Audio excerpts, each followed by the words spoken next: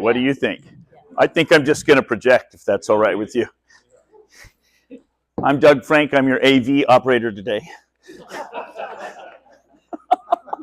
I'm glad to be here. I bring my projector and my screen with me everywhere I go, so it was just easy to add them on. And I'm glad to be with you guys. I'm very excited about Oregon. I've been traveling the country for 4 years straight, 27 out of 30 days a month for the last 4 years. People say, how in the world do you do that? Well, my kids are grown, and my wife works.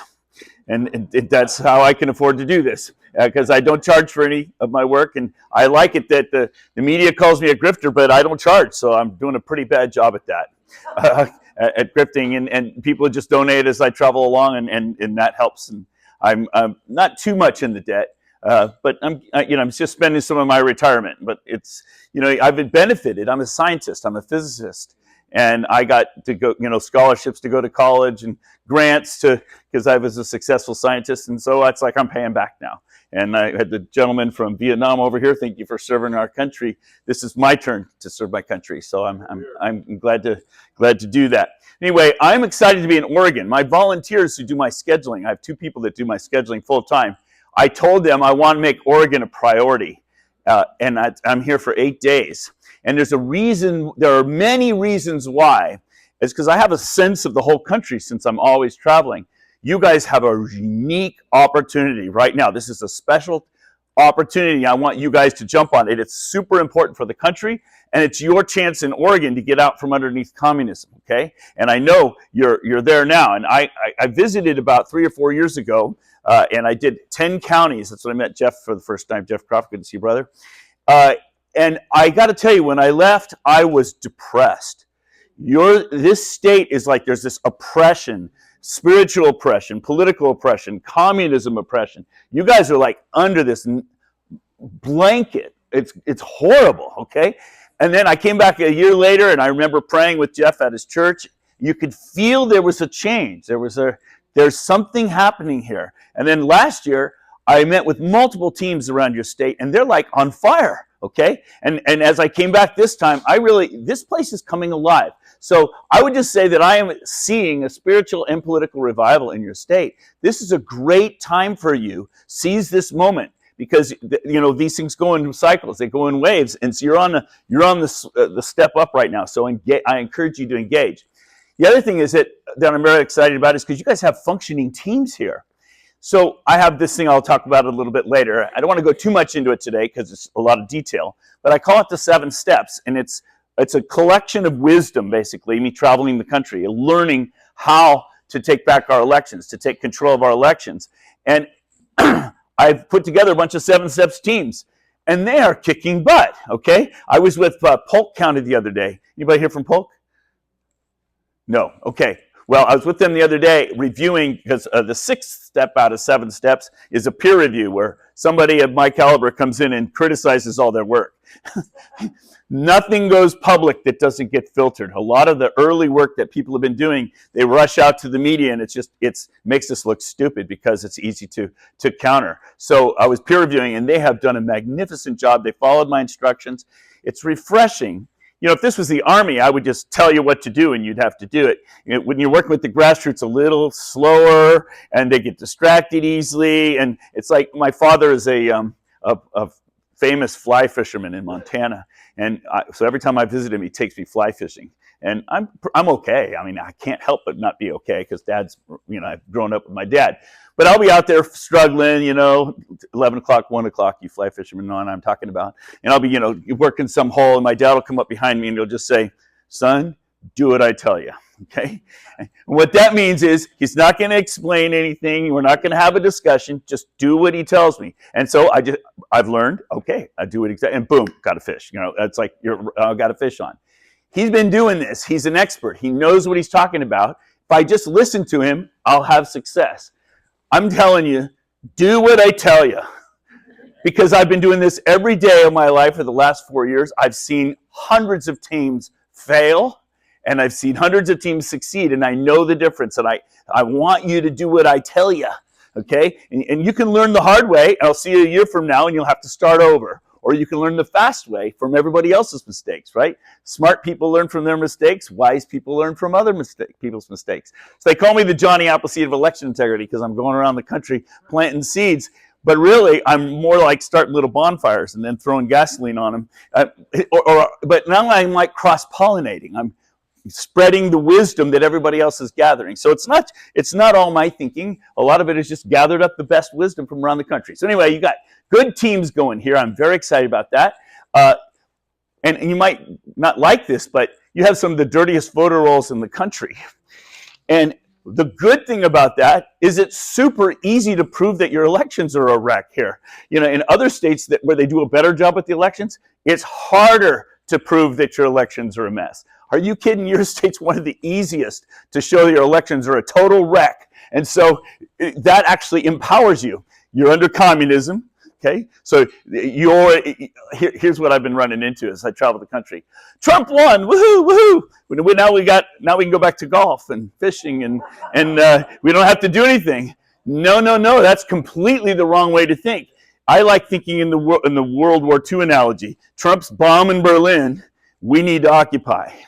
Okay? You don't win a war by sitting back and watching you bomb the enemy. You have to occupy. You guys, you have to occupy, and now is your time to occupy. So your state, you don't have this wonderful elation that other states have because you're still under your communism oppression. So that's another huge advantage. And the fact that your elections, your voter rolls are so dirty is actually helpful because it's super easy to prove you have fraud. And you have a judicial watch lawsuits. Roger's here. Why is that important? Because I've been telling you for 4 years that you have some of the worst voter rolls in the country. And if you look in the media, they all say this election denier, wackadoodle, don't believe him, he doesn't know what he's talking about. Well, guess what? It's about to be proven in court.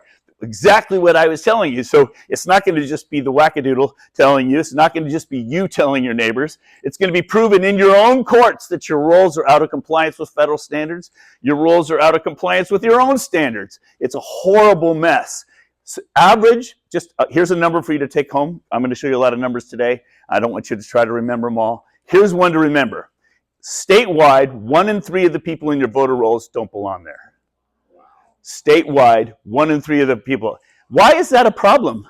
Because you mail a ballot to everybody. Okay? That's a huge problem. So you're basically littering the pavement with ballots that can be used to manipulate your elections.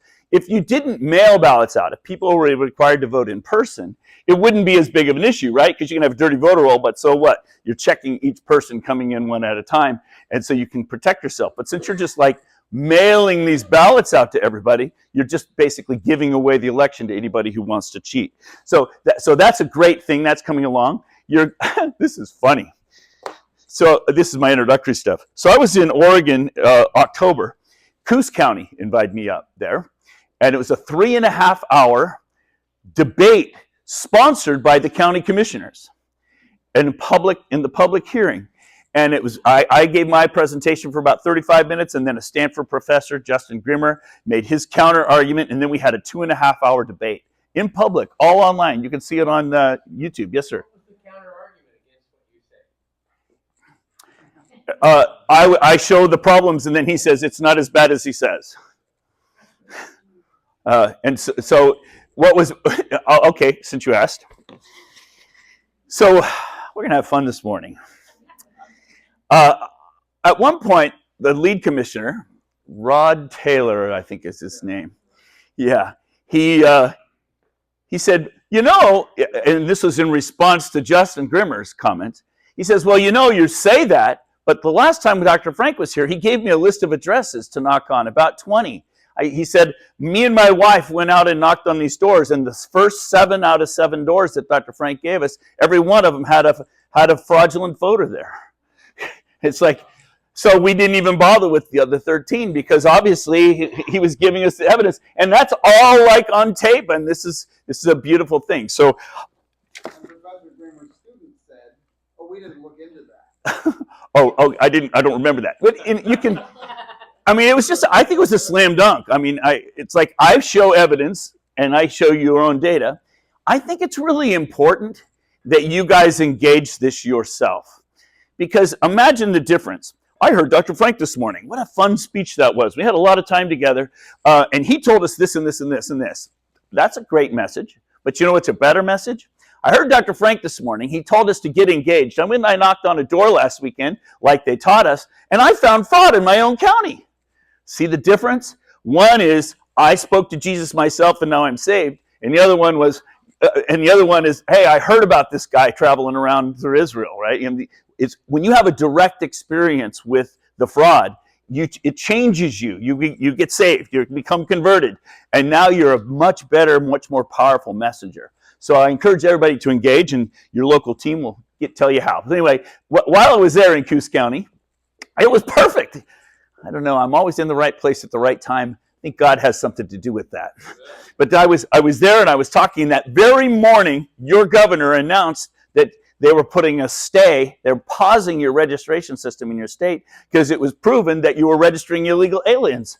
Okay, and I had got up and said, your voter system is a wreck, and you're registering illegal aliens, and your rolls are so dirty. And then your own governor admitted it. It was awesome.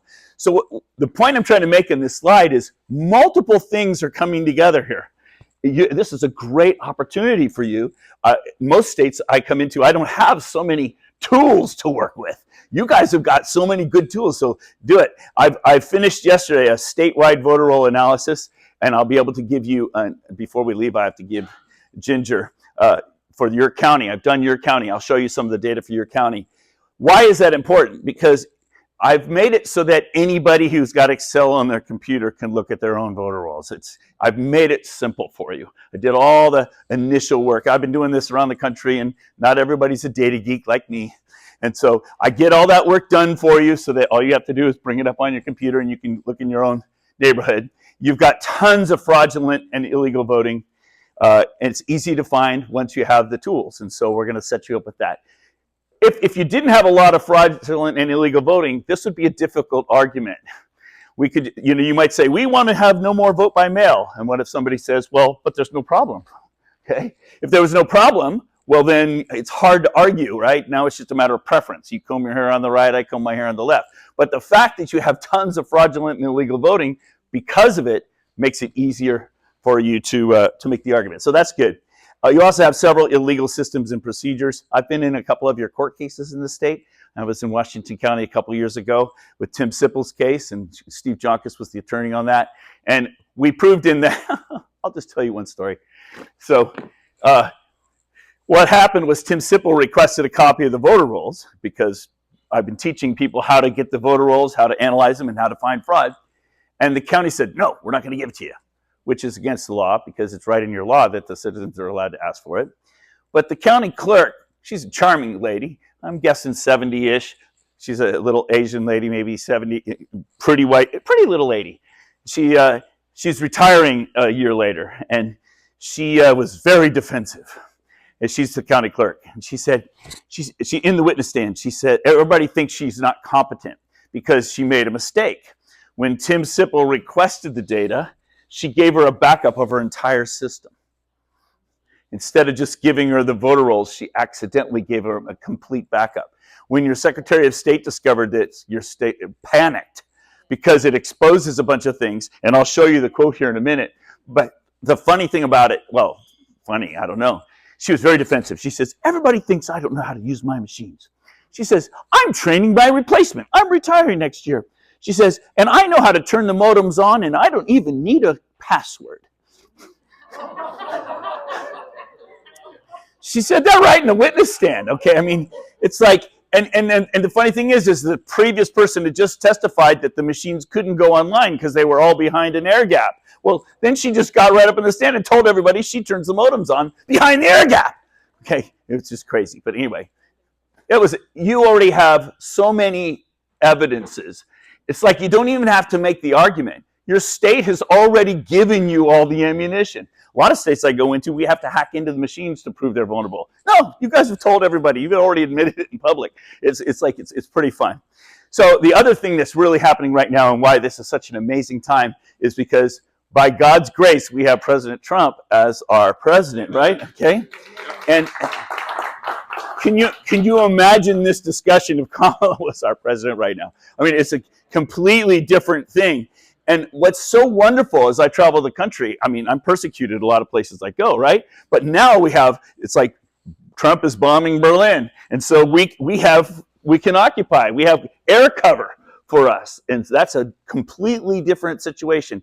And I think this is only going to last about a year, guys. So I would encourage you to engage now. Don't wait. And why do I say that? I'm sorry to tell you this, but I don't think we're going to hold the House and the Senate in 2026. I don't think the numbers support that. And when you're in a war, which we are, this is a fifth generation war, your enemy doesn't just go, wow, good shot, we give up. They are forming a strong offensive back against us. And there's lots of good stuff happening. I was approached when I was at CPAC a couple of weeks ago by a division of our government, and we're going to be doing some interesting studies across the country. So it's nice to have from the top down work, but you guys also have bottom up here. We have good teams here. So anyway, you can see where I'm going. Lots of things are coming together. This is a great time for you. Don't waste it. Seize this day. Seize this opportunity. So that's where I'm going. I already mentioned the Coos County thing. That was a great day. That was so much fun. The former time I had been there, it's just the second time I testified there. The former time I'd been there, I told everybody that I could get into their machines remotely. And the county clerk was so mad, and he went up to the microphone. He says, "He cannot get into our machines. This is not true." So I showed him all the passwords and showed him how to get in. And then I came back this time and did the same thing again, and he got up and made a fool of himself again. It's so easy because you just have to show the evidence, and these people are like, they don't know. They're besides themselves. They don't know what to do. Anyway, so that was good. I was in this movie, The Curious Case of Coos County, a couple of years ago. If you want to see this stuff, this is my YouTube channel, at Douglas Frank 5204. And you're like, what do you mean? What do you mean you have a YouTube channel, Dr. Frank? Patriots are on Rumble. Well, I have a Rumble channel too. But I started an experiment in October because I used to have a very successful YouTube channel, especially during COVID, and they took it all down. So I started it up again just to see what's going to happen during the Trump administration, to see if the censorship is happening. So most people can get into this without trouble. A lot of people don't like Rumble because you have to sign up and stuff like that. So YouTube is easy. So if you want to see this stuff, you can see these videos for yourself.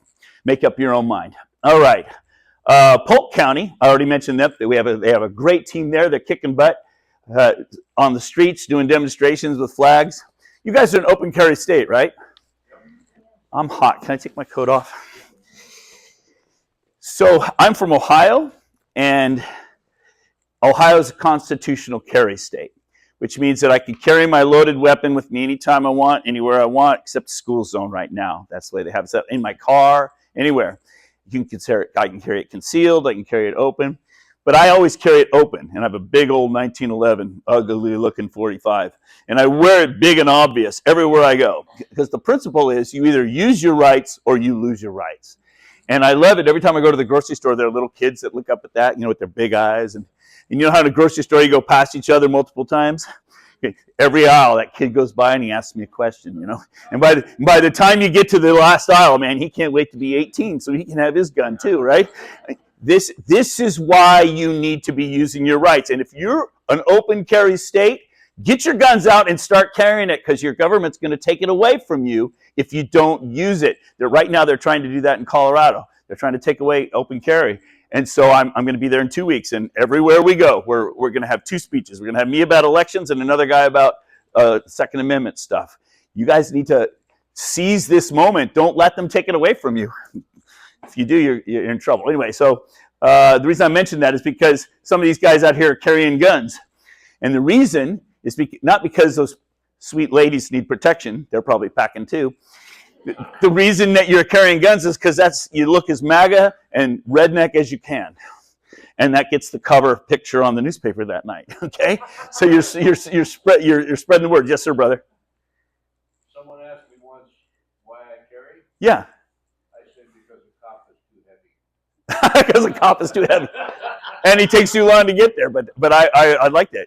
Yeah, I might steal that one from you, brother. Thank you. Somebody told me the other day, what do you do when the government comes around to collect your guns? What's the answer? Which end do you want first? So that's another good one, right? Anyway, we packed the place out. We're talking to the commissioners. One of the main principles, and I noticed in this and vote by mail, they have an idea correctly in here. We don't win with the evidence. We need the evidence, but we win with the movement. Okay? We don't win with the argument, but we need the argument. We win with the movement. And so it's important that you engage the movement, and more of you that are carrying, and blatantly so, scare the liver out of them. Did you watch the speech when Trump spoke a couple of weeks ago, and the Democrats wouldn't stand, and they all just sit there all looking all unhappy? It reminded me of kind of like when the cat craps in the rug, and you rub their nose in it. That's how it felt all night long. He was just rubbing their nose in it. Wasn't that wonderful? Yeah. So you're open carry state, right? Rub their nose in it. Rub their nose in it. Make sure it's important. All right, but anyway, so Polk County's going good. It's funny. All right, so what do I want to talk about today? I think that's enough kind of introductory stuff. I need to give you a little bit of history of what I've been doing so you understand why I'm telling you to do something. And then I'll tell you where we're going to need to go, and then I'll tell you how to do it. So I don't know, I should get my watch out. Or my phone, I put it in my pocket, huh? That way I don't, yeah, that'll work. Okay, I got about an hour to go. And leave some time for questions. Is that about right? Going to be great. Okay, thank you. All right, so I won't just leave you hanging. There are a lot of people like me that travel the country and talk about what's wrong with their elections, but they don't have a plan for you. Most of what I do, and Ginger will vouch, is during the days I'm meeting with the local teams and teaching them what to do. I don't just come in and speak and leave. So the purpose of me talking to you, a larger group, is to get you motivated to support the team and to engage the team, and that's why I'm here. So, but really my work is, you've seen my work the last few days. We met with your sheriff, yeah? Yeah, the stuff we do during the days is probably more important than the public meetings. Although in the long run, we need the public meetings because we're building a public movement. So we need to get the troops engaged. So think of it in the war analogy. You might be fighting over in Europe, but you need people traveling around the country collecting war bonds. So we need to get everybody engaged in the process. So anyway, that's kind of what I'm going to do. So let's see here, and then I'll leave time for Q&A if I do this right. Because the problem is I could talk forever. I was born with my lips flapping. God made me that way, so it's not my fault, okay? I was conceived in Shasta County. I always tell people, my parents went to Shasta College, and when I was a boy, we used to come up to Oregon all the time fishing. Fished the Williamson, the Columbia, the Umpqua. I had relatives in Roseburg, so I'm very familiar with this part of the country. I grew up near San Francisco, went to school in Santa Barbara, and then in '86, I moved out to Ohio as a scientist. The state of Ohio gave me a big grant as a young budding scientist, my own laboratory, and it was awesome as a young scientist. I was very successful. I got nominated for a Nobel Prize in chemistry for one of my big discoveries. I was traveling the world and loving my life. And then as I became more successful in academics, I hated it more and more because I learned that my success in academics depended on how well I played politically, not how good of a scientist I was. And I just couldn't stand it. And I left in '96 and went into business for myself. I grew up on an Angus ranch, so I have good values. I know what it is to work, and I want my hard work to pay off, not because I know how to play politics. It's just not my personality. So anyway, I'm a scientist. I have 60 scientific peer-reviewed publications. So I'm not just a fly-by-night guy. I have cover articles on the leading journals in the world and textbooks because of my discoveries. And it's important you know that I'm just not, I didn't just fall off the back of a turnip truck. I discovered differential equations and transforms when I was in school as a college student, and I've been addicted ever since. I love doing lots of mathematics.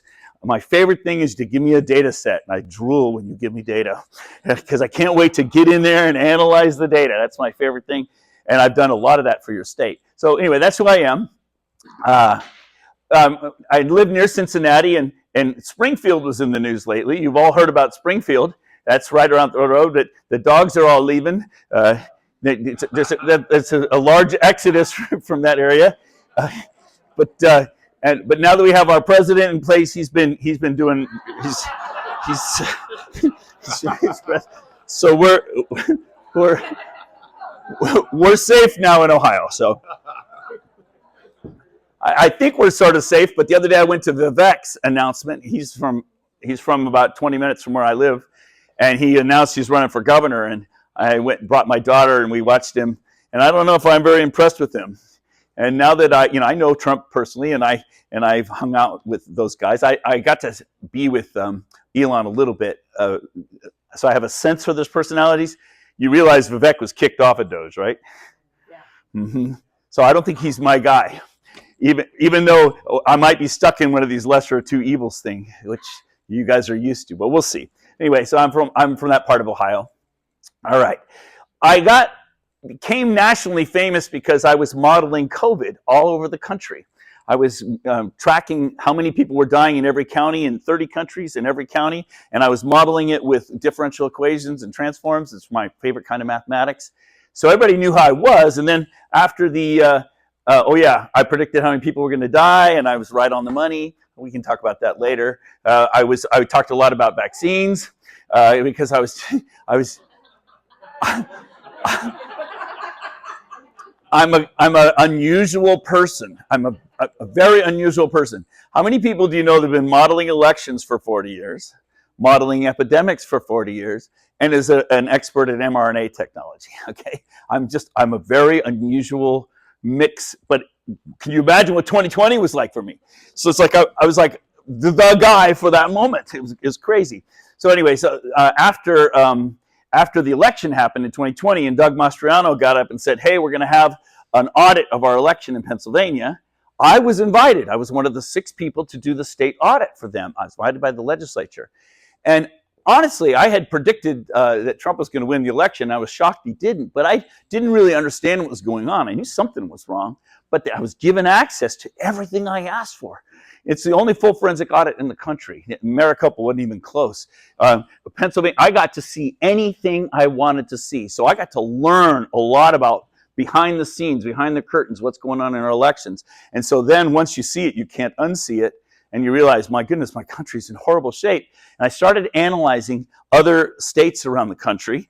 The next one I did was Florida because I was looking for a control. I'm a scientist, and when you're doing studies, you want to have control groups. And I was trying to find a place where there wasn't election fraud. And I kept doing state after state after state, and I kept finding fraud everywhere I was looking. I was like, this is everywhere, and it took me a while, but eventually I realized the reason why we have fraud everywhere, it's not just Oregon, is because our states now centrally control our elections. Our elections are not controlled at the local level anymore. So once you have something centrally controlled, it's an easy target. And that's basically where we're at nationally. Anyway, I focused on Montgomery County because that's where the 4 Supreme Court cases were from. And I learned some lessons that first year in 2021. All of us were thinking that all we had to do is bring the evidence to the courts, bring the evidence to the leaders of the state, bring the evidence to the public, and everybody would go, oh my goodness, we have a horrible situation, we got to address it. And that's wrong. And you, who, like Jeff's been in politics a lot longer than me, he probably snickers, at my naivete. But forgive me, I'm a physicist. I believe in logic and evidence, and you make a good argument, and you expect people to go, oh my goodness, we got to. Yeah, no, it's not about that. And I had to learn that lesson. So basically, 2021 was me and lots of teams around the country, including Mike Lindell, discovering this is not going to work, this strategy. And so we started an organization called Cause of America. We've been building teams all around the country. It's all volunteer. Nobody gets paid. Well, I take that back. Mr. Lindell has a full-time staff working at Cause of America that he pays for out of his own pocket that supports the teams all around the country. So, but most of us are volunteer. I'm volunteer. All right, so Mr. Lindell discovered my work. I had about 5 or 6 states done at that point. And he made a movie about me called Scientific Proof. And I was basically showing that the elections could not be real. I was showing statistically it's not possible that they're real. And I was showing multiple states. I said, that ain't natural, buddy. That phrase kind of came from that. Scientific Proof, it's about a 1-hour movie.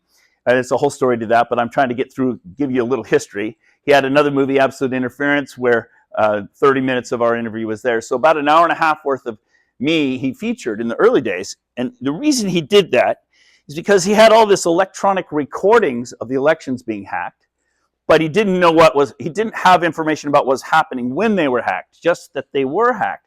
I come along with all the mathematics that shows what happens. So he was showing the recordings, I was showing the math, and he kept doing this the whole time. Yes, Dr. Frank's data and analysis and my data just goes like this. So he was very excited because it confirmed what he had been observing. So that's a fun movie. He's a very excitable fellow. So, this was about 3.5 hours of filming for that. And, I would explain something and he'd go, oh, that means, and then he'd go off. You know how Mr. Lindell is. He would rant for like 10 or 15 minutes and then I would show him the next thing and he would get all excited. He was learning it for the first time. And so that was fun. So we edited that 3.5 hours down to 1 hour. And it's about 2/3 me and 1/3 him. It's pretty good movie, and then another 30 minutes in here. So it's pretty fun to watch that stuff. Anyway, so that was me then traveling the country then for the next 4 years after that. I've spoken to over 100,000 people like this in groups, and 650 plus of these type of presentations. That does include all the private meetings. I have a PowerPoint for every one, so I keep them, and that's how I know what I said last time I was with you. And I learned that I had to do it in person because Jesus didn't send emails, right? He went town to town to town. I've learned that you can't do this. What I'm doing with you now doesn't work over video. You got to be together. And so I'm fighting for my country, so I don't have time to waste. So I learned that's why I do it. I travel. That's why I got the nickname, the Johnny Appleseed of Election Integrity. And just the other day, it was National Johnny Appleseed Day. Somebody sent that to me, so I feel honored to be called that. The LA Times picked up on that 2 years ago and made a big article about me. And they said, meet the man trying to upend voting, starting in California. When I saw this article, I was kind of insulted because I'd already been working 2 years. And they were thinking I was just getting started. Fairness to them, I wasn't having a lot of success in the early days because my thinking was wrong.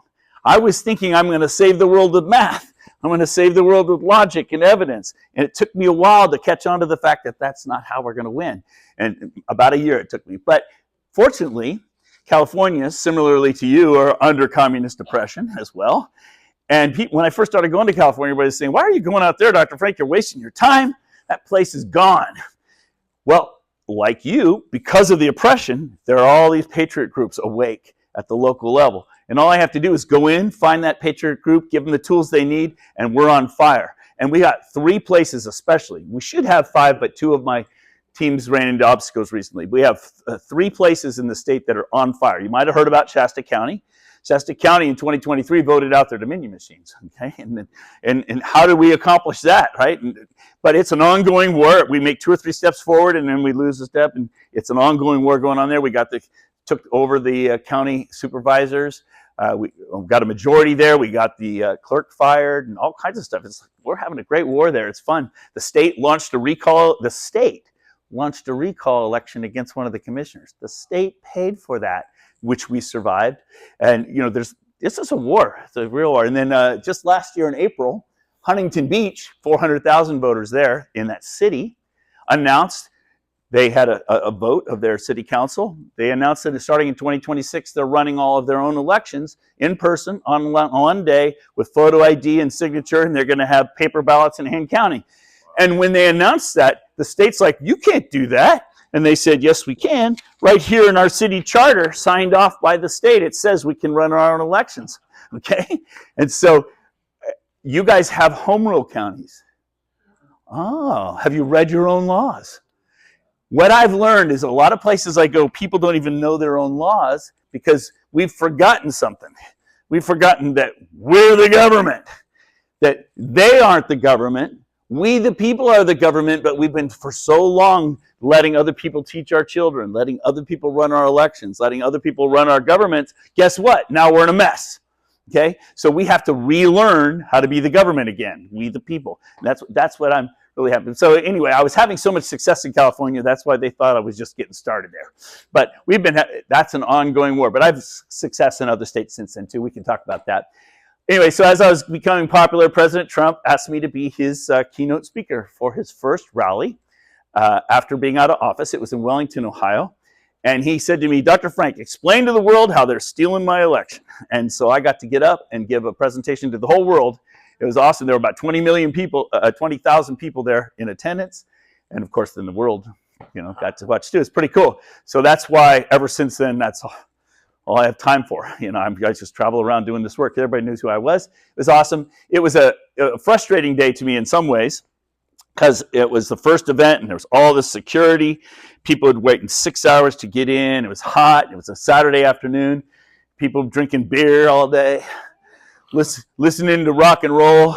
And I remember walking up to the microphone after preparing my beautiful PowerPoint, and you have these two huge jumbotrons and all the graphs and everything. And I remember thinking to myself as I walked up to the mic, I just wasted a whole week of my life because I'm going to try to explain math to these people.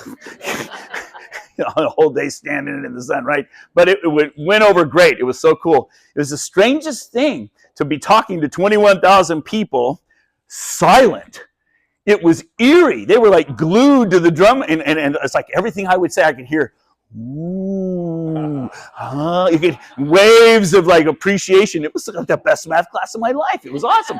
And the next day they wrote memes about me. So it's just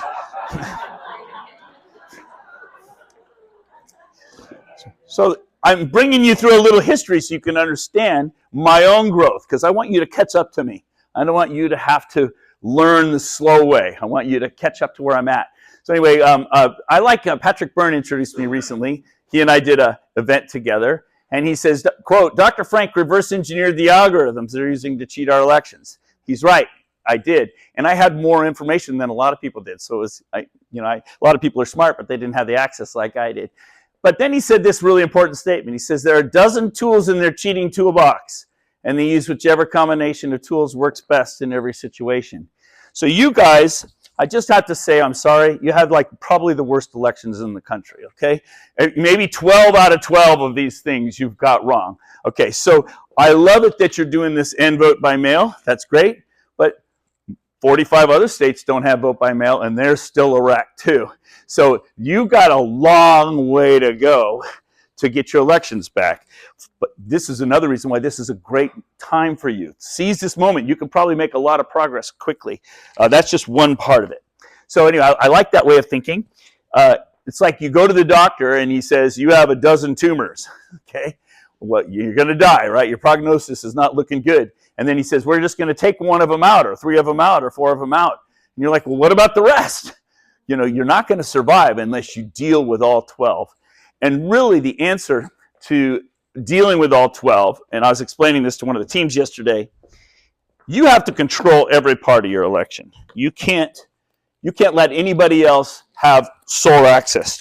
You need to be the one who does the counting. You need to be the ones maintaining the rolls. I think I've misplaced, I forgot to get something out here. There it is. I've got these little brochures where the 7 steps for taking back your elections. But you need to be in control of every aspect of your election. Right now, you're out of control of almost every aspect of it. And so any part that is out of your control can be where the cheating takes place. So that's where I'm going. You got to take care of all 12. And sadly, as I travel the country, in fact, this happened in Oregon, so this is why I showed this. Last time I was here, I was sleeping in an Airbnb, and I work hard, late into the night, so I need my sleep in the morning. But this stupid robin, every morning was coming up and attacking the window as soon as the light was up. I need that extra hour of sleep. That thing was attacking and attacking, and I would shoo him away and go back to sleep. He'd be back again. 3 mornings in a row, this stupid, you'd think he'd figure out that that's not a real robin, right? This is an insane robin. I like what Einstein says. He says the definition of insanity is doing the same thing over and over again and expecting a different result. As I've been traveling the country, most of the election integrity efforts are insane. They're doing the same things over and over again and expecting it to work.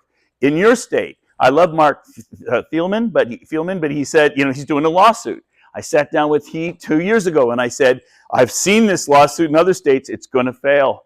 So if you're doing the lawsuit to think that you're going to do something productive from it, that's the wrong reason. If you're doing it just to educate the public, okay, then there might be some benefit. We're all doing these same things over and over again and not getting anywhere. And so there's too much insanity.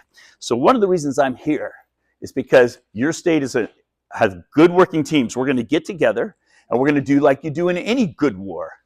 You form strategy and you act together and you have an offensive and you have a defensive and we're going to act rationally and not in an insane way. So that's what's going on right now. So I'm just too many hamster wheels going on. People are working hard, but they're not getting anywhere. And that's what we're addressing. So today I need to change the way you think, and I'm about done with my introduction here. I think I got you through a lot of learning there. And I want to do a thought experiment with you. So, well, let's thought experiment. This didn't really happen, but what would you do if?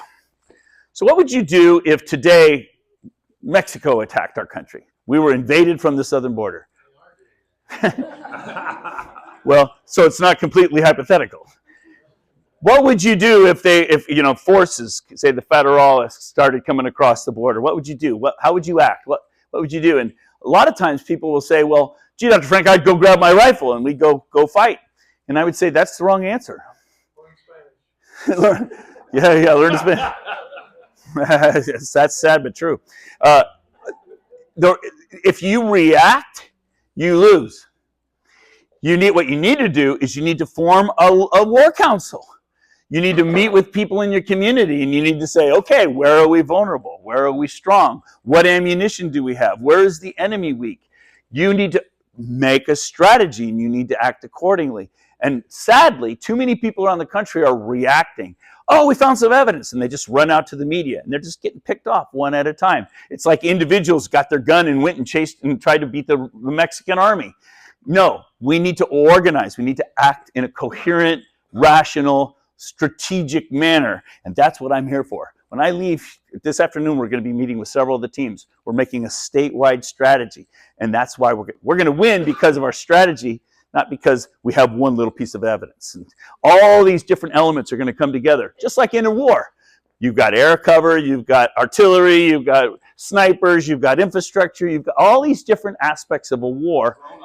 Drone operators. Yeah, you're gonna have, and you want to act in a coherent fashion. That's how you win. And so that's at least we're going to wage a heck of a war. Even if we lose, it's going to be not willy-nilly at least. And it's definitely a war we're in. It's a fifth generation war.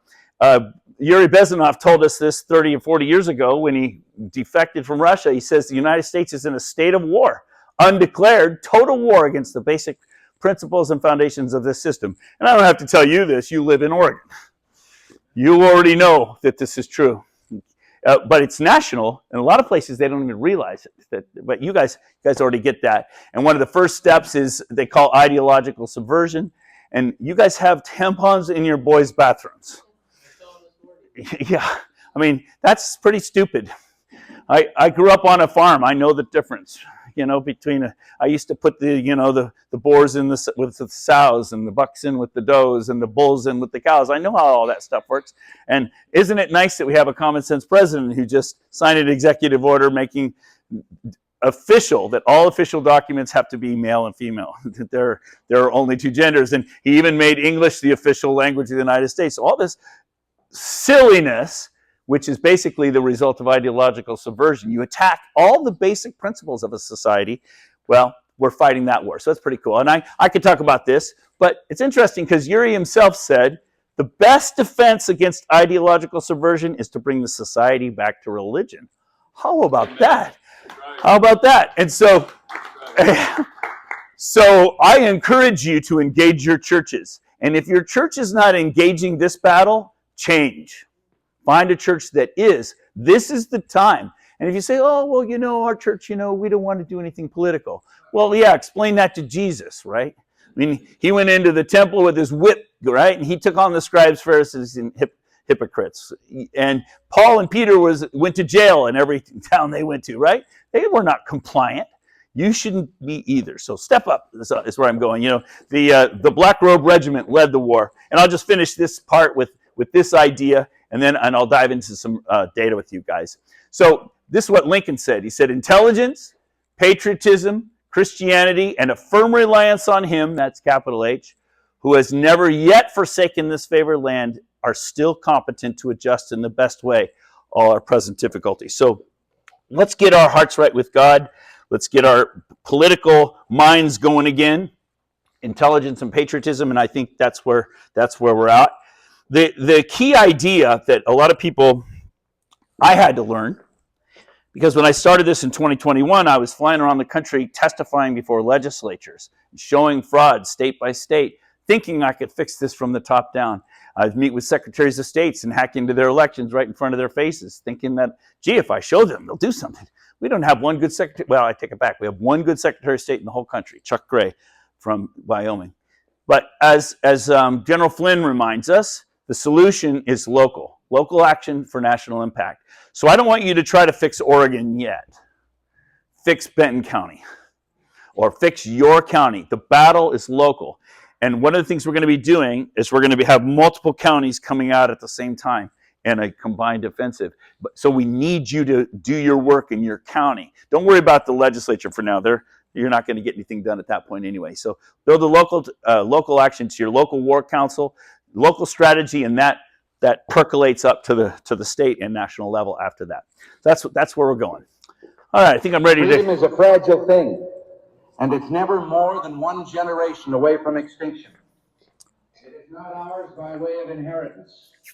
It must be fought for and defended constantly by each generation, for it comes only once to a people.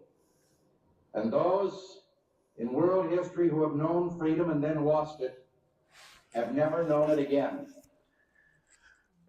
That's a scary warning. And we are losing it, yes?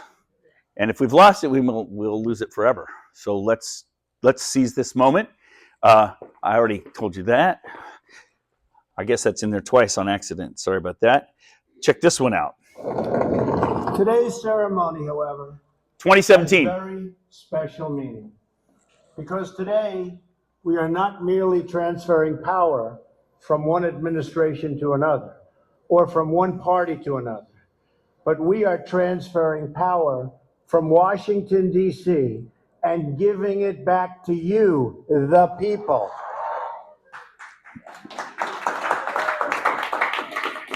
So that was 2017, his first term.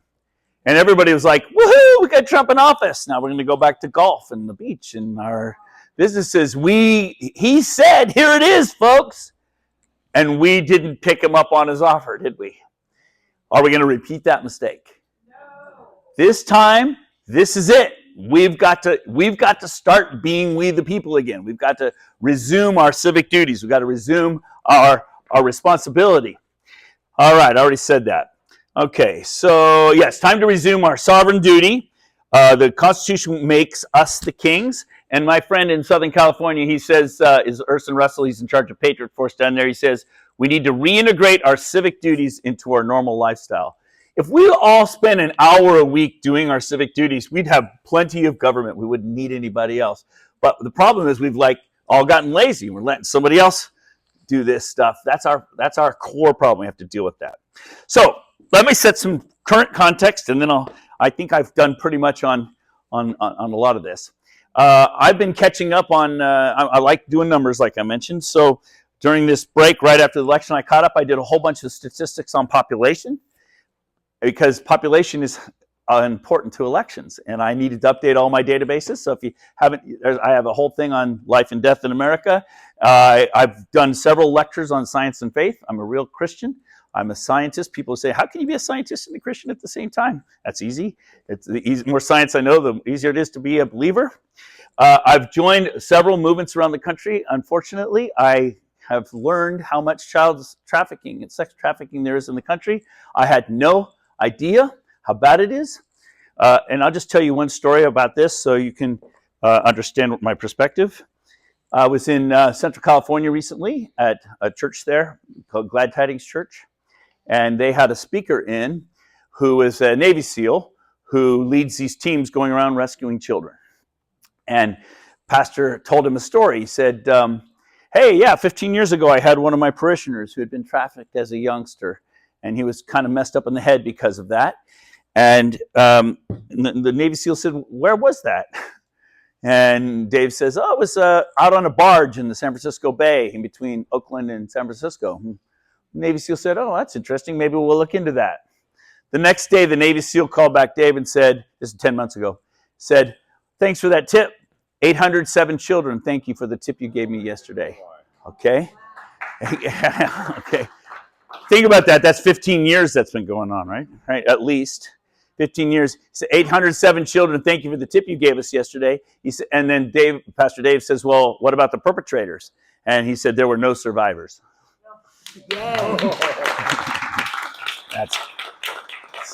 So that's part 2 of the story. Part 3 of the story is, a couple of days later, Child Protective Services from California called him up and said, hey, we understand that a bunch of children have been rescued from a pedophilia ring. Where are those children? That's our domain. We want those kids. And Pastor Dave says, I don't know what you're talking about, right? I don't know where they are. I don't know anything. You know, he just played dumb. Then a couple of days later, the Navy SEAL called Dave again and said, a former Navy SEAL, you know, he's retired. He's like, Dave, we have a huge problem. What's the problem? We have 807 children on a Navy base, which they're very disturbed. They're emotionally damaged. They're in bad shape. We can't keep them on the base. We need something to do with them. What are we going to do? Pastor Dave said they're kind of a prepper church. They've got 400 acres. They got orchards and cattle and crop. They're kind of a prepper church. He says, we'll take every one of them. And they started setting up tents. They were going to take them in. But the next day, CPS found the kids and took the kids into custody. So his church was devastated by this because they've lost 807 children back into the system. So they've raised, I think they're almost there. They raised $4 million and they bought a former women's prison. It was kind of like a compound kind of thing, and they're dressing it all up, and they're going to make it a paradise on earth for these kids, so that anytime that kids come out of child trafficking, there's a place. It's a K-12 boarding school where they can get the special care that they need. You can't put a kid like that in with just regular kids anymore. They're sexualized, they're violent. They need special care. Yeah. So it's called peaceofheaven.life.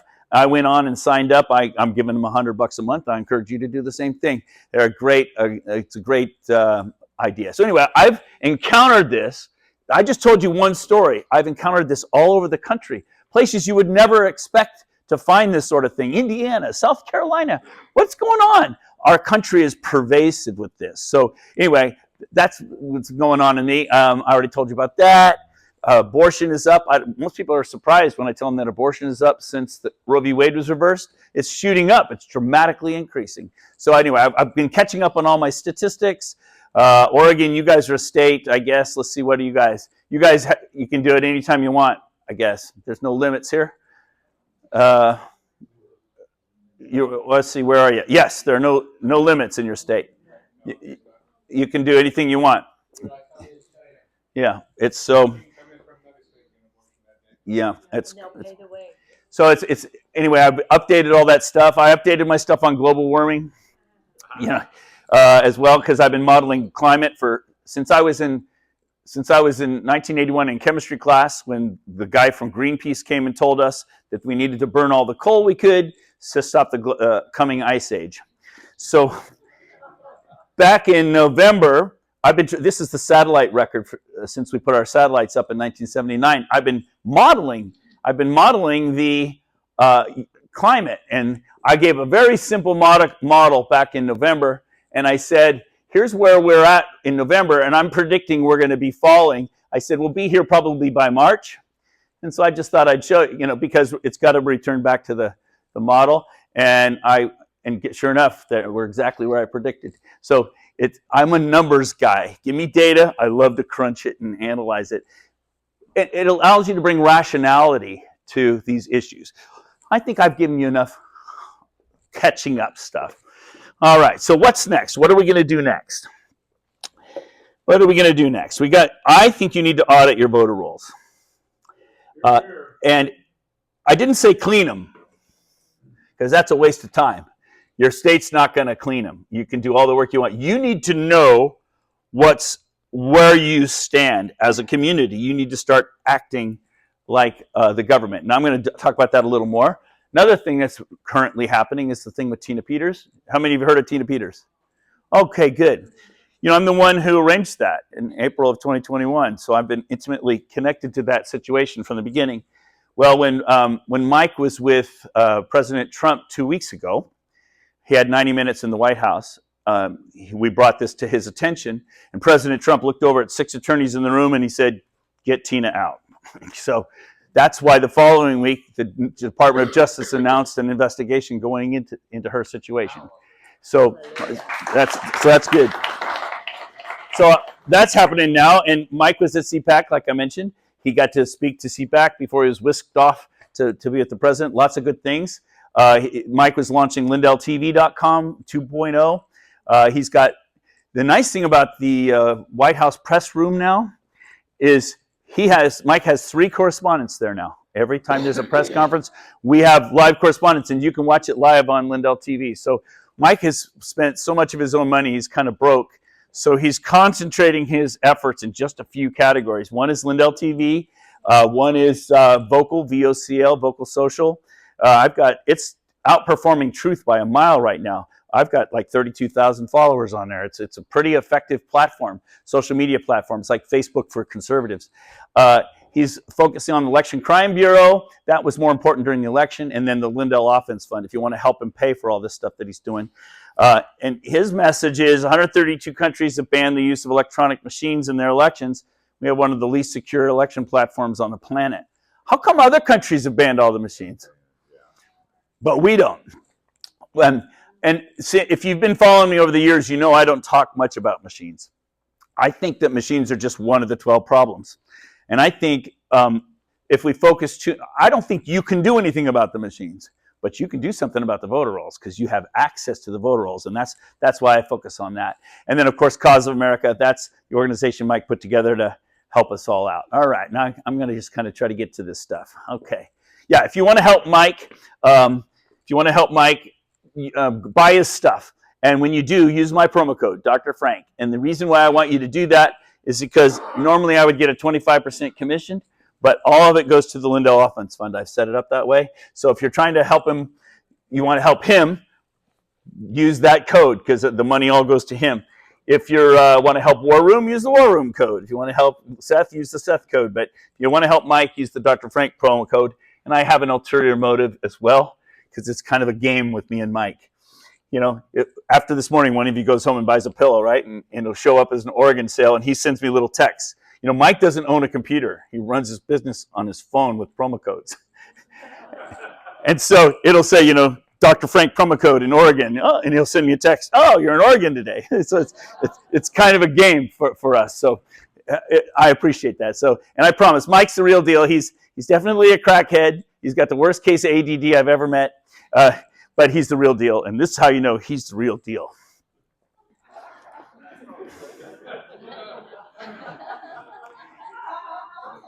If that doesn't convince you he's the real deal, maybe this one will.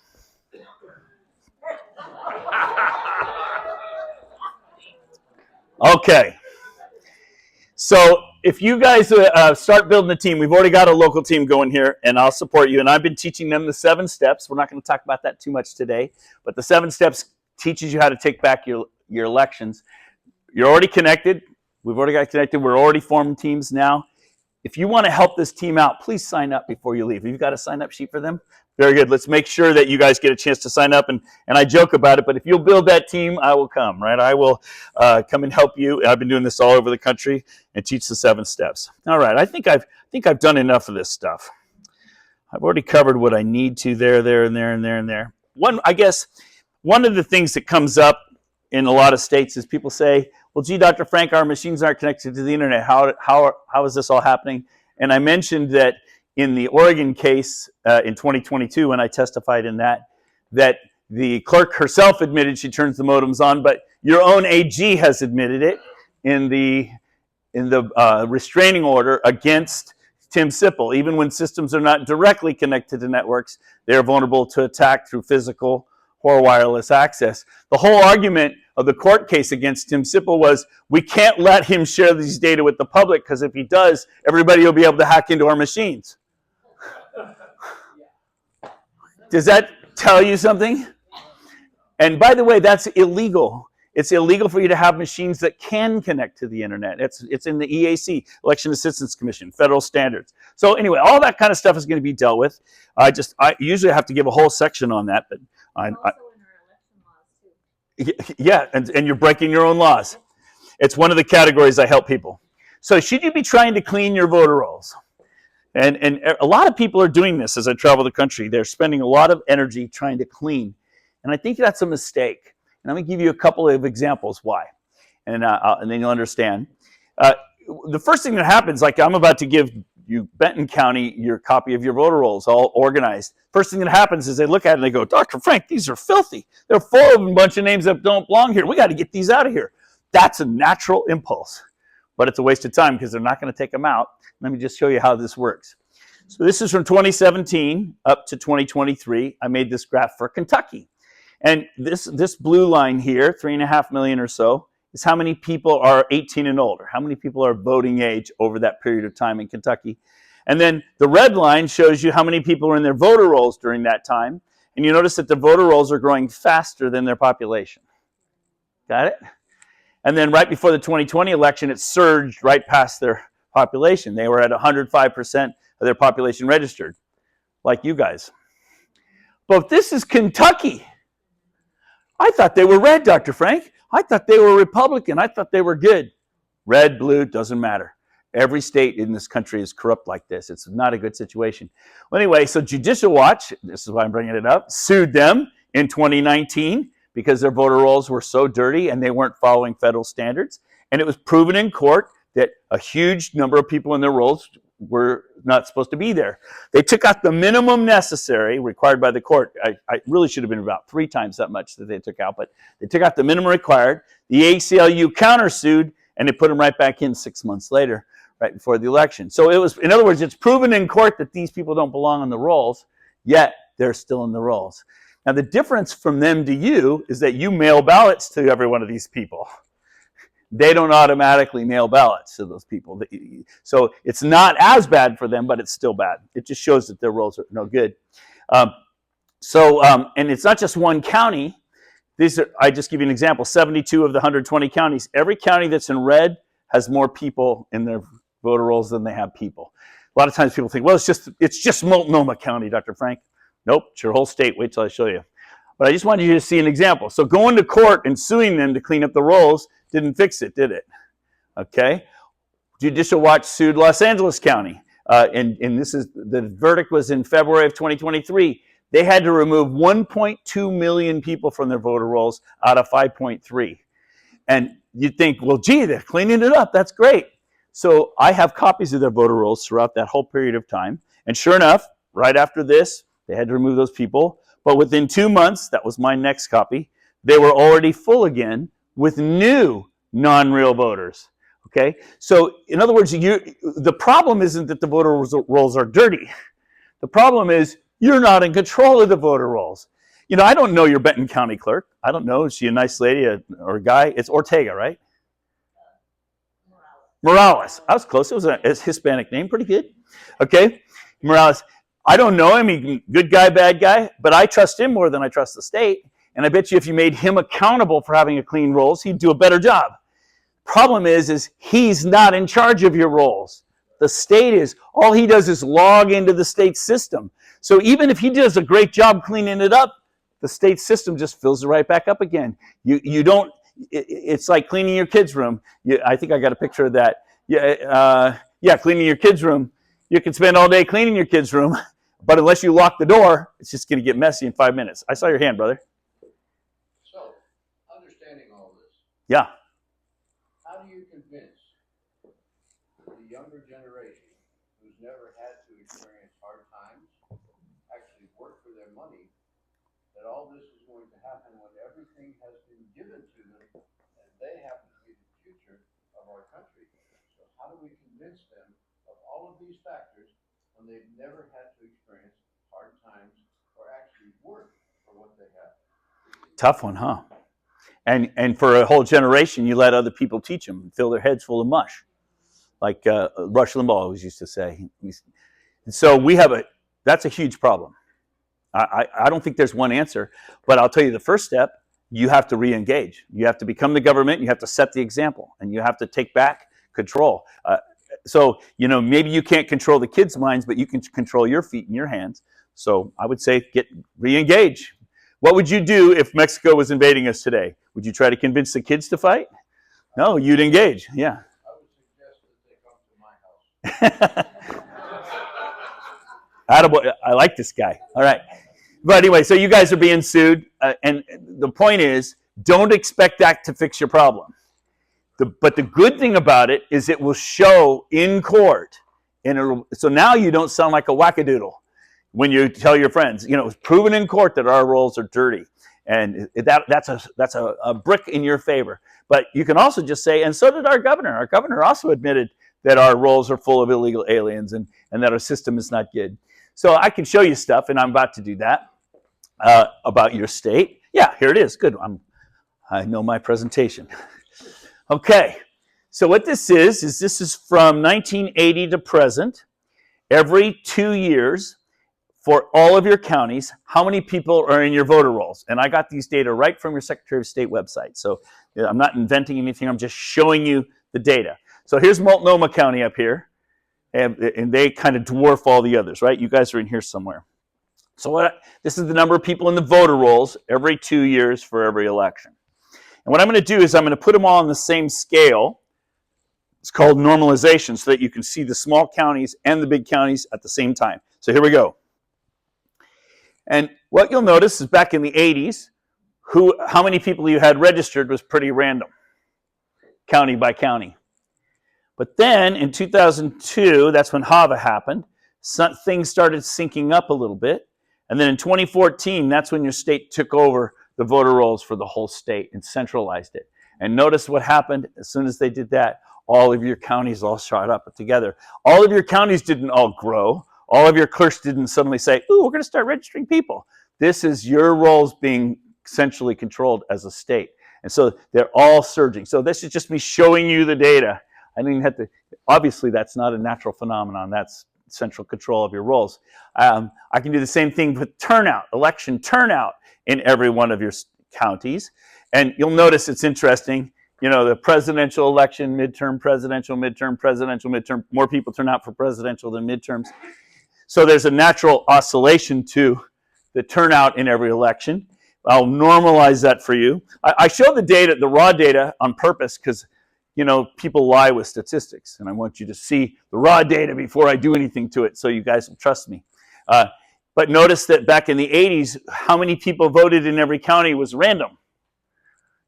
But starting in 2002, when you added electronic machines, it started syncing up. And now that you're under total, complete central control, your counties are moving in lockstep with one another. How come everybody in every county votes in the same percentages? And your counties aren't all the same, are they? No, they're very different. Now, I also downloaded the data month by month. I've been doing this now for a couple of years in your state, so I know how many people are in the voter rolls month by month since 2014. And I'm just showing you every county, and I'll normalize it again. And you can see that all your counties surged quite a bit right before the 2016 election, and they're all climbing. Looks like somebody in Wheeler got busy cleaning up their voter rolls. They have about 900 voters, so it didn't take much for them to clean their voter rolls. But overall, you can see the whole state. Everybody's growing, but your state isn't growing. So let's just talk about your whole state. Yes, sir. Yes, sir. Hi. Do you think that the change that you showed us starting in 2000 had anything to do with the algorithm created by Clint Curtis in Florida in 2000? Clint Curtis testified before the Ohio legislature in 2004. You can see it on YouTube. I know Clint well. As soon as our country switched in 2002 because of Help America Vote Act, remember the hanging chads? Okay.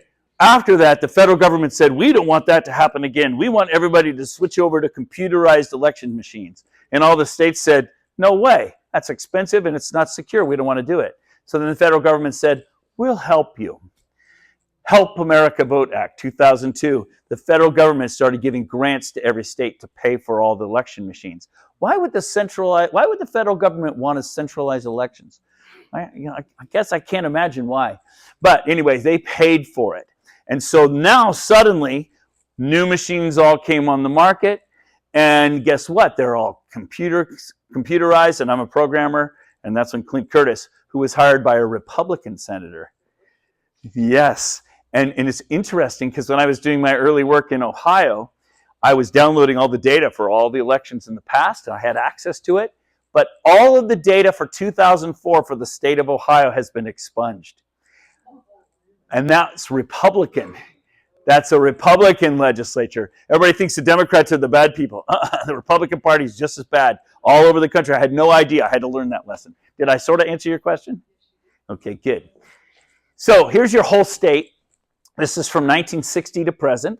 And you'll notice the blue curve is your 18 and older population. How many people are voting age? Not eligible, just voting age. And you'll notice that your population is growing, growing, growing. And then starting in about 2019, it stopped growing, and you're flat or starting to wane just a little bit. Your population isn't growing in Oregon anymore. But your voter rolls is the black curve during that time. And you notice that there's some variation in it. But then starting when you centralize the voter rolls, remember I showed you how every county started surging up? Well, you can see it for your whole state. You surged right past your population. Okay? So you have more people in your voter rolls than you have people. Yes? Cities can actually go ahead and control their own voting. Is that correct? Meaning, if Albany wanted to be mail by ballot, if they wanted to be by person, you have to be in person. Could Albany then? Albany? Could the mayor of Albany then? Is that in Oregon? Yes. Sorry, I don't know you. Could the mayor, you're saying? Could the mayor say, okay, we're going to have people come in and we're going to have them vote and they need to show identification? Regardless of what the governor says. Could I say, if I was mayor, that this is the way that the city of Albany is going to vote? I don't think you could say it as mayor, but I think you could vote as maybe a city council or a county council, especially if you're a home rule. But I warn you, and this is a war, and if you make that move, the state's going to come after you and threaten to sue you, just like they did Huntington Beach, just like they did San Joaquin, just like they did Shasta. They're going to come after you. So, since we're in a war, I want you to do that, but I don't want you to do it alone. I want several cities and counties to do it at once. And as they come forward, I want them to all say, by the way, we've researched our own elections. We have fraud, we have illegal voting, we have dirty voter rolls, we have all these illegal procedures in our elections because we've been complying with the state regulations. So guess what? We're going to stop complying with the state regulations because then we can protect our election. That's the argument. The state of Oregon mostly is red except for Portland and Eugene. We agree. So the whole state of Oregon should tell the government to pound sand. So the cities got together and If they work together. Now we're talking. Yes, exactly. And so you understand, that's my message to you. But you need evidence. You can't just say we don't like mail-in voting. You need to show that because of your mail-in voting, you have a problem. And you need to show that because you're out of control of your rolls, you need constitutional argument. You need to be able to say, let me back up. You don't have, let's say that, I love this guy. Let's say that the government tells you tomorrow that they're going to come collect your guns. What are you going to tell them? Yeah, you're going to say, which end do you want first, right? Okay. You're not going to comply. Why are you not going to comply? It's your constitutional right. It's your constitutional duty. You are going to not comply. But you have to show that it's your constitutional right and that your rights are being violated. So you're about to show, I'm showing you, your elections are violating your constitutional rights because the election is allowing, the way they're enforcing it on you is allowing fraud and illegal voting into your elections. Every one of those fraudulent ballots is nullifying a real citizen's ballot. It's compromising their constitutional rights. Every one of those ballots has been paid for with blood by our vets.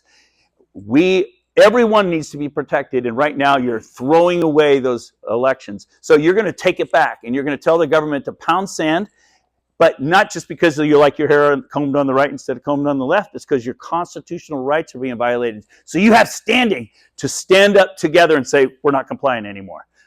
That was a long answer, but I think I answered it pretty good. Yes, sir, and I saw the hand. Just a couple of comments. Number one, it's not a machinery problem. It's an integrity problem of the people who are programming the machine or using it. He's correct. You just got to keep that straight. That's all. That's right. And if you want to use machines, I'm good with it. But you have to have access to everything, and you have to make sure everything is worked. But right now, they tell you that they won't show you anything. Go ahead. Number two. Yeah. Benton County, which I've played with our data for more years than I want to tell you about. But Benton County has about 60,000 voters on the roll.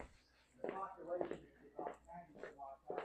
It's sort of been that way for quite some years. Benton County, huh? You mean like this?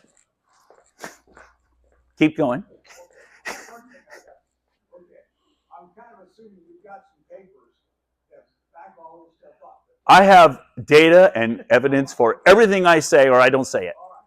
I'd kind of like to see your write-ups of going in hypothesis, the data you collected, and the tests you made, and the conclusions you drew. And I'd like to get a list of them, which I assume you're going to give to Ginger so she can pass it out to all, right?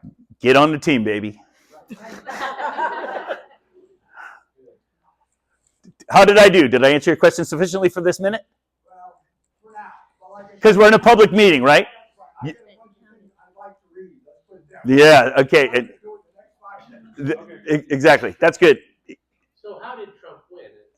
I'm going to get there. My thought is that it was enhanced scrutiny on election. You're listening to the Republican Party. And it was also an enhanced get out the vote program because Which failed.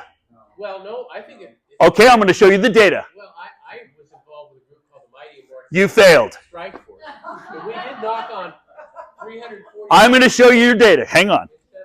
Okay. And I should also mention that there are important races on April 1st, that if you want to get involved from where we are, you can go to masf.online and you could learn how you could make phone calls, refinish your goals, and work elections in Wisconsin and in the 2 Florida races. Okay, let's get back online here because You need me to finish up. Yeah, we only have a half an hour, and I've got to Yeah. get my stuff. Sorry, I'm doing my best. I'll answer that question. So this is your county, Benton County. I already showed you Oregon, right? So this is the population of Benton. It looks like you're dropping off. You guys are starting to lose population.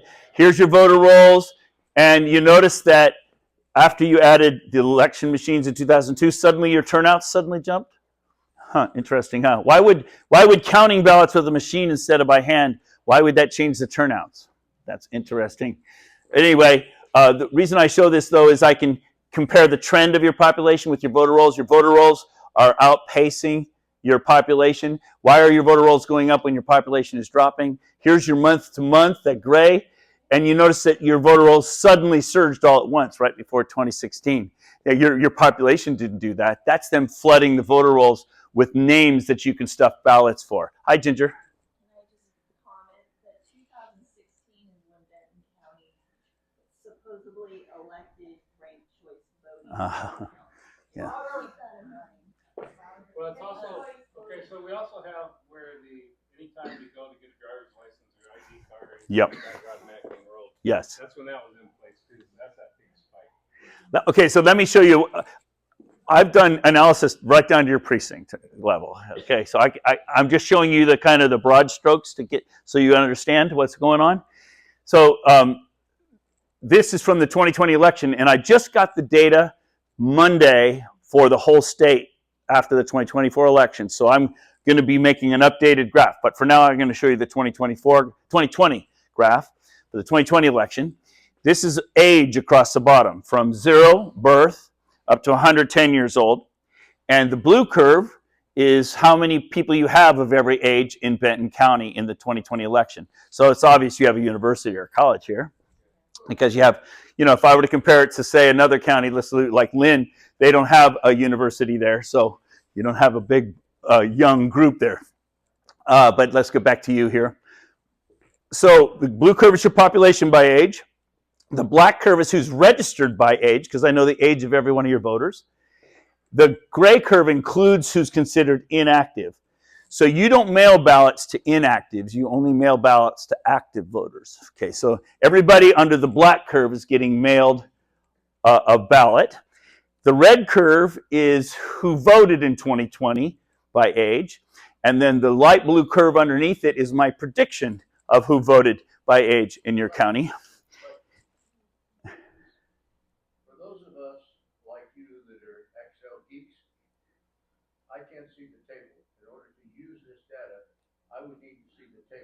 I'll give it to you. What those particular lines mean, Yeah. so that I can have the proper ammunition. Yep. Everybody else. I'm going to set you up. Join the team. Can you download that information to one of us? Yeah, and I've put all these graphs online too. Yeah, you can have them. But I just want you to, I'm trying to give you some simple things. Like one number you can take away today, it's very easy, is 1 in 3 of the voters in Oregon don't belong in the voter rolls. 1 in 3 of the people, your rolls are that dirty. Here's another thing. In Benton County, you guys are really patriotic. In 2020, everybody 65 years and older voted in your county. Even those that laid in the hospital bed during COVID. Yes. I mean. So you have a serious problem, and what that really is it's harvesting. It's people are harvesting your ballots, and that's a serious problem. So I just gave you some really simple evidence, yes? And the fact that I can predict your county, it's hard to see because of the blue curve. I should probably make a blown up version of this, but let me just show another county so you get the idea. Here's Lynn. The black curve is who's registered active. The red curve is who voted by age. Look at the two curves for a minute. Do you notice the black and the red curve? They look a lot alike. Do you see that? So who votes and who is registered looks very similar.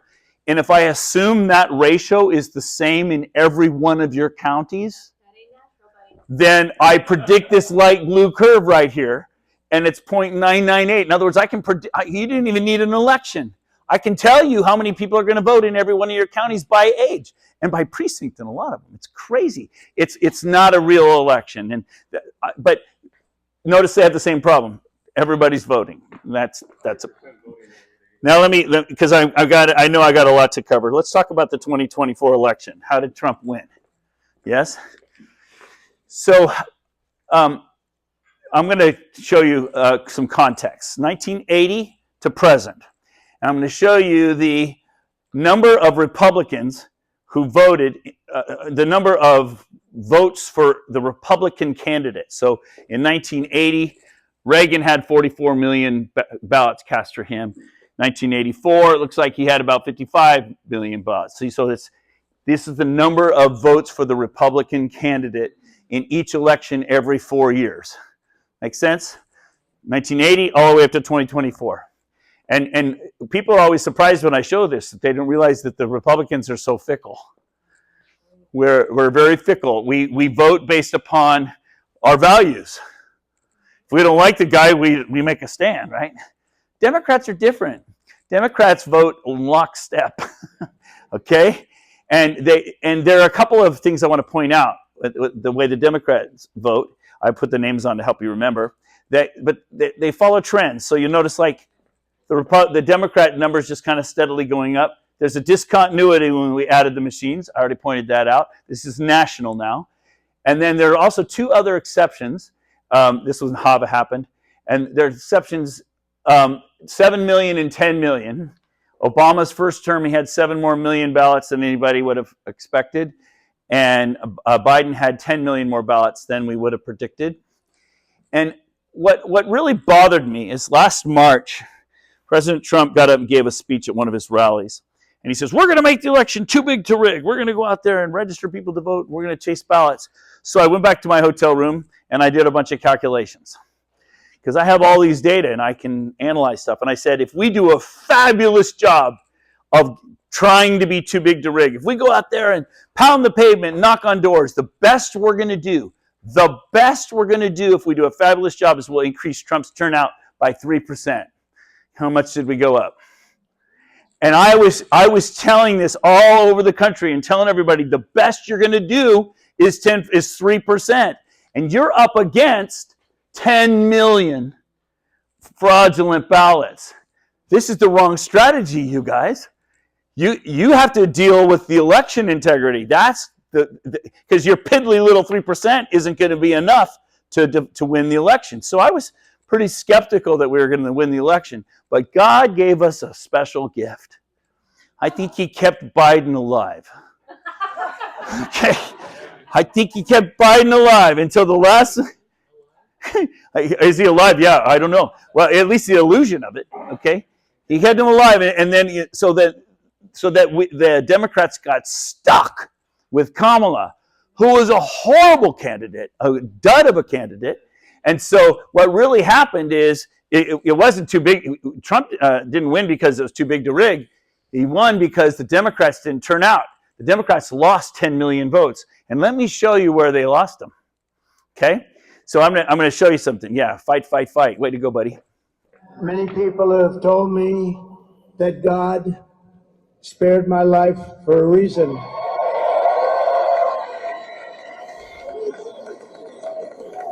And that reason was to save our country and to restore America to greatness. And now we are going to fulfill that mission together. Together.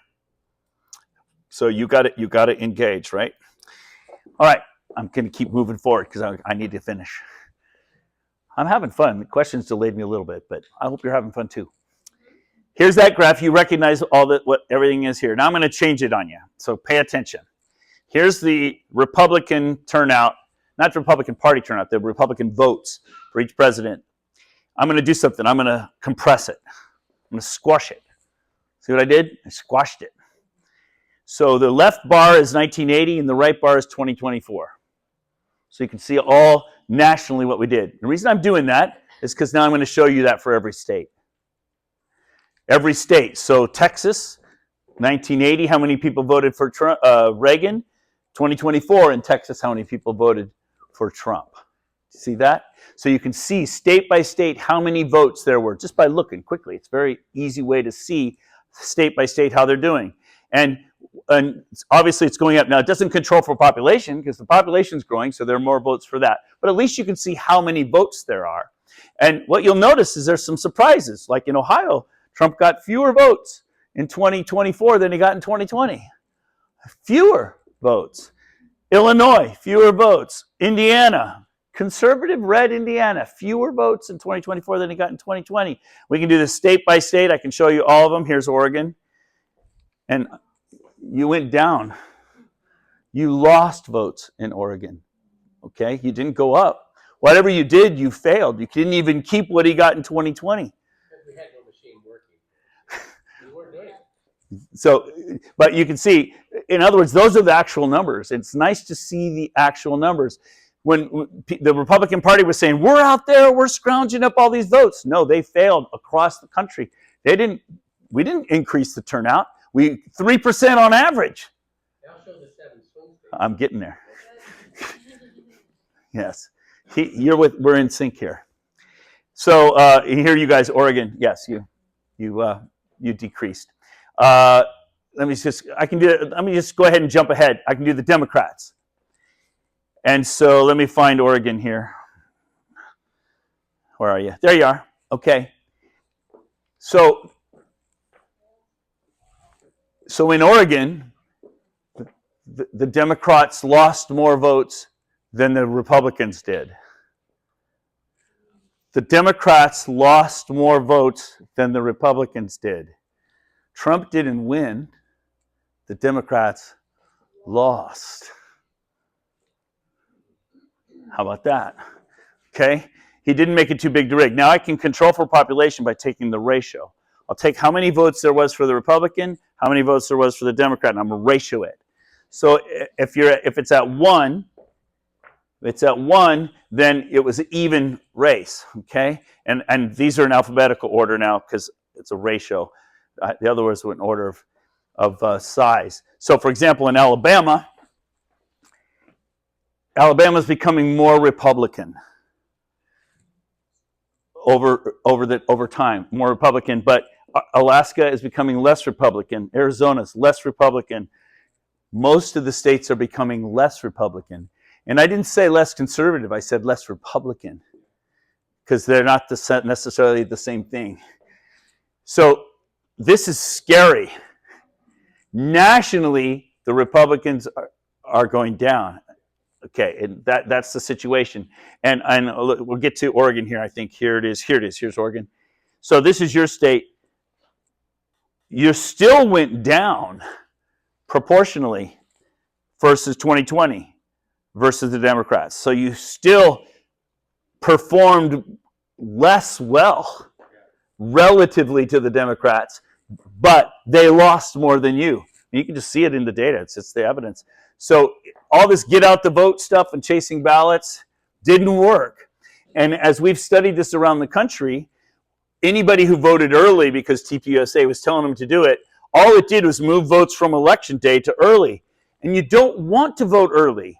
If you vote early, you're telling the enemy how many ballots they need to stuff. You're giving away the information they need, and that's the real purpose of the machines. The real purpose of the machines is not to flip ballots. The real purpose of the machines is to tell the world where the election stands so you know how to cheat. And I always tell people, it doesn't matter how you count the ballots. You can count the ballots by hand, you can count them by machine, you can count them standing on your head. Just like counting the cash in the register. It doesn't matter how many times you count the cash in the register. What matters is how many of the bills are counterfeit. Okay? You need to audit not your machines. I'm not telling you not to audit. You should audit everything. You need to audit the voters. Is every one of the ballots you're counting come from who you think it's from? And that's what you can do, and that's what I teach you to do, and that's how you find fraud. You find people that are dead who you counted a ballot from. You find people who've been living in another state for 5 years and you counted a ballot from them. And they're voting in the other state too, and we can look that up. That's why you want to be part of a national organization, because we'll knock on their door at that other place. So anyway, I've done a table of the swing states, and then I'll wrap this up, because you asked about swing states anyway. What I did is I sorted I called it a Republican Party report card because I did Republicans divided by Democrats. And they're listed in the most Democratic, D.C., to the least Democratic, Wyoming, as of the 2024 election. And I calculated two trends, a longer-term trend since 1980 and a shorter-term trend since 2000, because Reagan was so popular, it's kind of an outlier. And so the ratio of Republicans to Democrats, and notice these swing states are right on the edge, but their trend is negative. Their trend is negative. They're right on the edge. We're in trouble. You remember Trump had, in 2016, he had a bigger majority in the House and Senate than he started with this time, and he lost big time. And if you're expecting our legislature to come to the rescue, our Congress, I should say, I could show you their voting records. We're in a scary place. Now, I concede and will gladly tell you I'm wrong if I'm wrong, but right now I'm pretty 2-1, and we're going to lose the House and Senate midterm. So that's why I'm saying we need right now to seize this moment while I have all three branches, so we can do that. You're going to bump me off here? Yeah. Okay. All right. Let's I'll give a final slide here, and we'll call it a day. Yeah. You can tell I could go on for hours. Yes. Here's the solution. Vote Amish, all paper, no machines. I think I showed you enough. Yes? Go ahead. So, on behalf of, one question, that's it. Okay, these graphs are all very information dense, it's very small print. And thinking like an old part, they're hard to read. I would like to see your PowerPoint sent to Ginger, so that I can actually. It's on YouTube already with a full explanation and narrated by me. Okay. Okay, I got you. I'm going to talk about that. Let me talk. First of all, thank you very much. My pleasure. Thanks for having me.